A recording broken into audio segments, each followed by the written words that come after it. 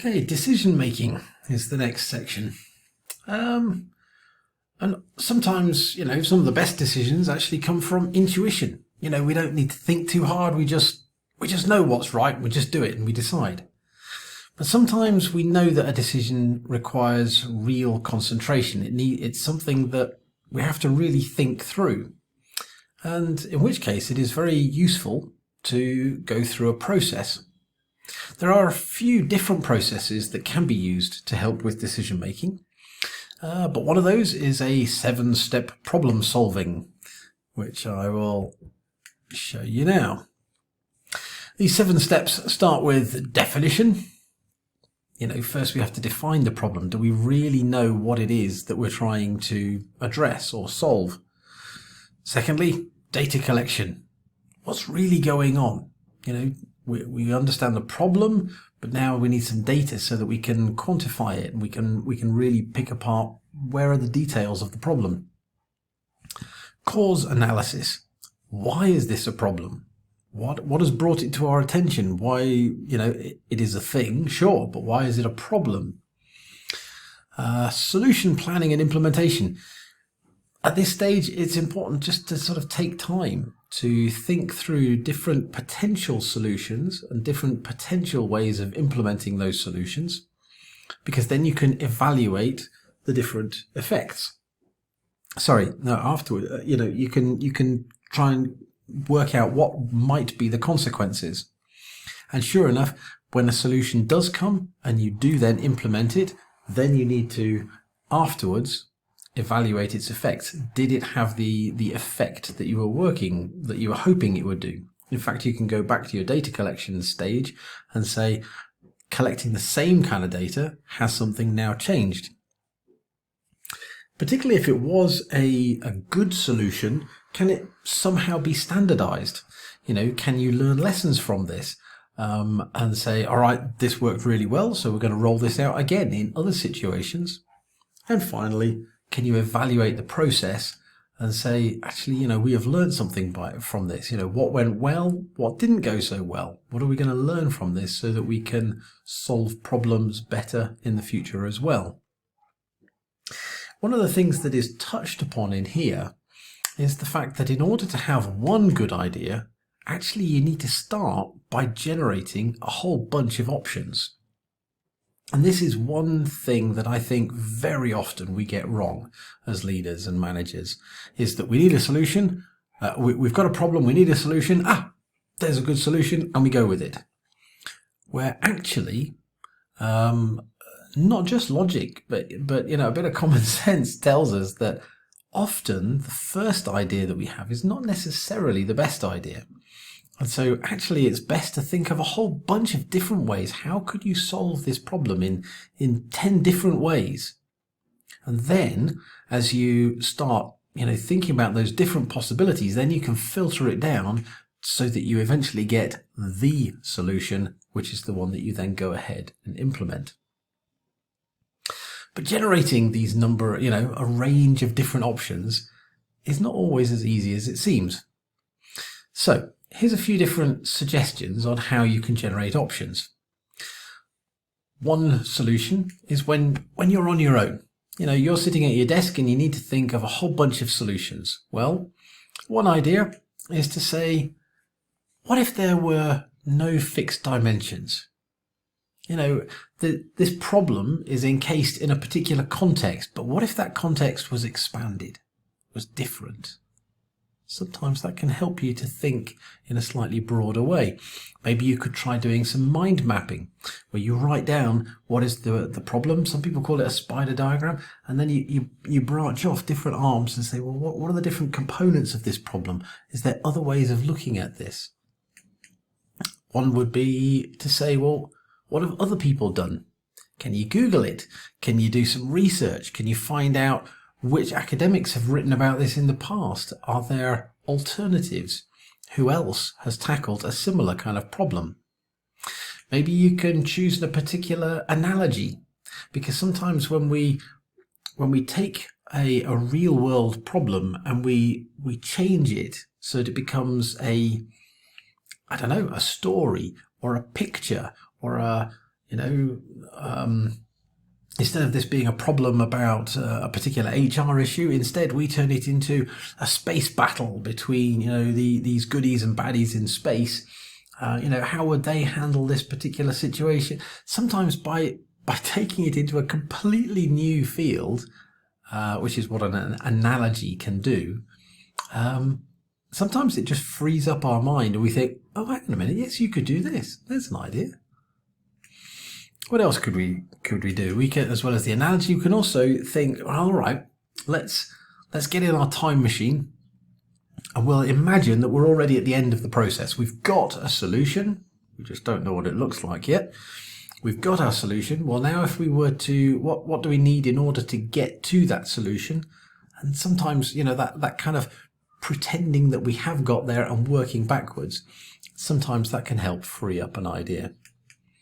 Maybe we could think, what would Superman do? What would Batman do? What would a superhero do in order to solve this particular issue?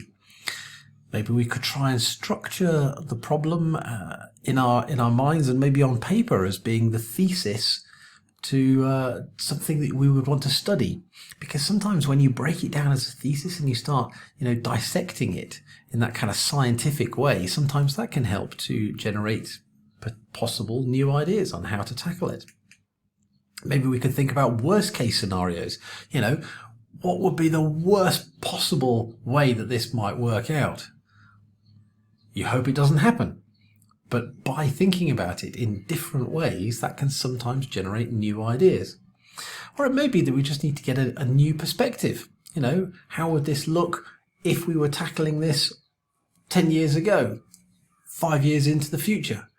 What would this look like if we were a completely different nationality? Or, I don't know, all kinds of things that you can come up with to try and get a different perspective.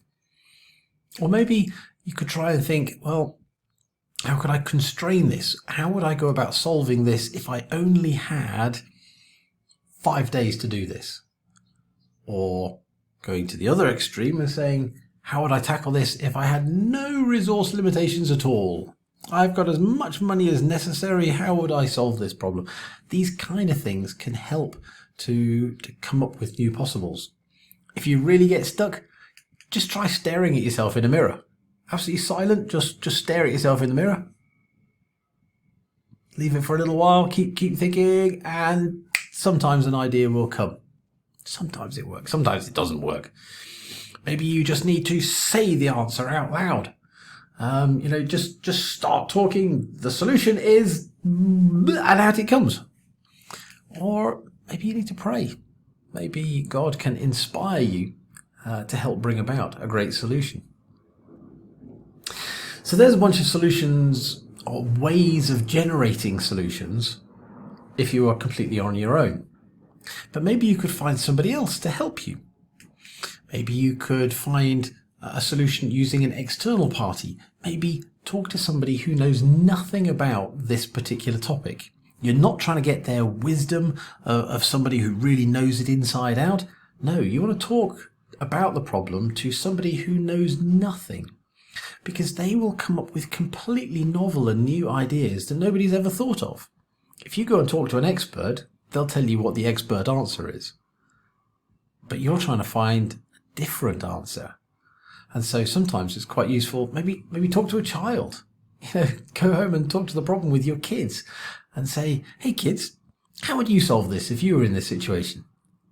And some of the answers that they come up with, you think, that's a crazy idea. But sometimes crazy has little bits of genius in it. As well as using external parties, another specific external party is working with a team. Maybe together as a team, you can take your time machine and jump to the end, and you could then kind of role play a scenario. How did we get to this point? Who said what? How did we get here? What did we do? Can be a bit of fun. So can brainstorming. Brainstorming as a team is something that many of us think that we can do very easily, but actually doing a really good brainstorm does require a few process steps. Good brainstorm starts by quietly sitting with a notepad thinking up and writing down as many ideas as you can on your own in silence. You write all of them down. Then you cover that paper up. And then as a group, as a team, you start bouncing ideas off of each other. And you encourage those who are in the room. You say, okay, when one person says something, somebody else can say something. There's no wrong ideas. There's no silly ideas. No idea is counted as bad. Every idea is valuable. And just when one person says something, somebody else will say something. Oh, that made me think of something. Da, da, da, da, da. And so it goes. Only if you start drying up and you think, I don't know what to say, I haven't got anything left, then you can go back to your notepad and say, oh yeah, that was an idea I had at the beginning. Off we go again. We start on the next idea. Da, da, da, da, da. So, that is how to do brainstorming really successfully. You will get so many ideas. And then, having done all the brainstorming, then the trick is to say, okay, which of those ideas are the good ones and we need to keep and think about, and which are the bad ones that we can forget. And one of the most useful tools for this is doing what's called a cost-benefit analysis, where each of those ideas will fit somewhere on these two axes. The one axis is about the amount of benefit to UMN. So if an idea comes and you think, wow, that would really solve the problem in an extremely clever way, it may be a very high benefit to UMN and cost to UMN. If you say, oh, that would be a great idea, but it's going to be really complicated. It's very difficult. It might cost a lot of money, but it certainly is going to cost a lot of time. That kind of cost. It's not necessarily paisa, money. It could also be dukkha, the effort of making it happen. So if that cost is very high, then maybe it's not such a good idea. But if you find an idea, you put all the different ideas on here. It doesn't have to be terribly scientific. It's all relative to one another. So you just put all the different ideas on there. And ultimately, you're going to find that some of the ideas will tend to be really good ideas in terms of the benefit that they bring, and they are really low cost. Those are the ones that you pursue.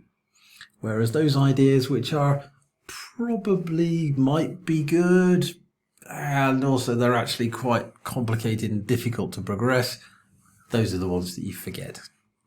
Okay, so you can use this cost benefit as a way of filtering the ideas to try and work out, well, which ones are you actually going to work upon. So that's a couple of things about decision making. Another one is to think about innovation.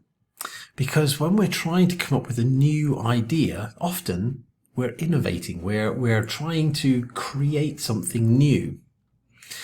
And there's a little bit of a challenge in here, because often the first stage that we go through is called the dreamer phase, where we say, oh, what we need is this kind of thing. That's what we need. We don't know what it looks like yet, but that's our vision of what we're hoping to achieve.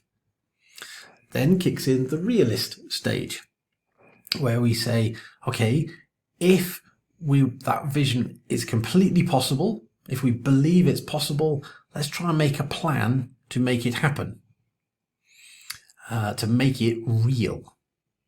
And then the critical part of our brain often starts jumping in and says, nah, come on, we don't have that amount of resource, or we don't have time to do that, or it's not going to work because, there's some sort of criticism. That's fine. That's often the right process to go through. The problem is that very often when we hit that critical bit of thinking, often we knock out the original dream and we say, hey, no, it just can't be done. And so we then try to come up with a completely different solution, where actually what we should be doing is saying, okay, that particular way of implementing the dream has a critical problem. And so we need to try and come up with a new way of implementing it, but actually the dream might be very good. So, there's another little challenge to say, when you're going through your decision-making processes, don't necessarily go back to the scratch each time. Just try and think, okay, which bit of the process here is at fault and which bit do we therefore need to address?